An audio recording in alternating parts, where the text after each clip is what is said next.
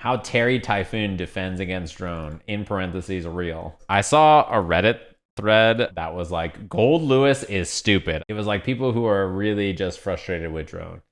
And the top comment of it was, Sajam's advice is to do X. And I think that the advice is like the opposite of what I would recommend. I will say that my strategy to deal with drone is the same strategy to deal with drone that I've been doing since Goldlewis came out. Deb and I thought about drone 8 months ago now, 10 months ago, whenever it was, and we were like, this is what we should do. That strategy seems good. And instead of learning how to fight him either 8 months ago or now, people are mad. You get hit by burst and then this is coming into your neighborhood, and then you're like, it's over. Your responses are a little different depending on what it is. Testament obviously has Arbiter Sign. Arbiter Sign is uniquely very good. Besides just having Arbiter, if I throw a fireball like this, that fireball is now a spot Goldlewis has to guard on the screen. Soul 6S is pretty good, or Vortex is pretty good. Kai has Dash Stun Dipper as an option, or Dash Bar Slash. Axel has, Command Grab, 2H, 5P,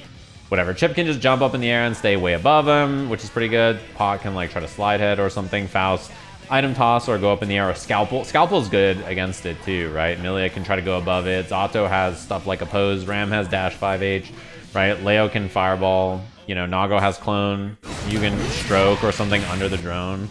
Do the dive over or do the S dive to beat it. Like, she has, or even do Chemical Love to try to hit him out of it. These are not punishes. He's just not blocking right at the end. So it depends on what he's doing there and what level of drone he has. What do I recommend if he just does it and you don't have something queued up and ready? You just have to wait and it's in neutral. My advice to dealing with drone is to run at it. Just run forward and block it. Now, I know this seems a little counterintuitive. You're like, I don't want to be near Goldlewis. But if you think about the strategy of Goldlewis, it is almost always better for you to approach it than to run from it. Let's do it in the corner to see how much space Goldlewis gains, right? So he's doing this, I'm running away, I'm getting back here, I'm getting away from the drone. Look at how much screen space I just lost. If I wasn't already cornering Goldlewis, I would be cornered. Instead, let's say that I'm hitting Goldlewis and I do this, right? I run up and block the drone early. Look at how much of the screen I gave away. The best defense against Goldlewis is backdash. So the more screen space you have, the better it is for you on defense against this character, right? When you are cornered, you have to spend your bar to get a chance to escape. And if you have no meter, you're in a really bad spot. So by giving him more screen space on drone, you have already given him the best position for him and given yourself less space to fight against Typhoon and worsen your chances of winning an interaction. If instead I just run up and block the drone early, I will either keep like 2 to 3 chances to backdash or hold space in front of him. And even if he hits me, like I'm now close to the middle of the screen, getting hit by something small, compared to getting cornered and then getting hit by Typhoon into Typhoon into Typhoon into death. Look at how much less space and how many less mix-ups he gets off something like this, right? In fact, that Typhoon is not even guaranteed in this situation. Like, he actually doesn't have anything. By running close to him, most of the time, he's gonna want to try to do something to push you back into the drone or hit you out of the air. And if he's doing this, right? And he's trying to stop me from jumping, and he gets this one chance here. He's committed to that option.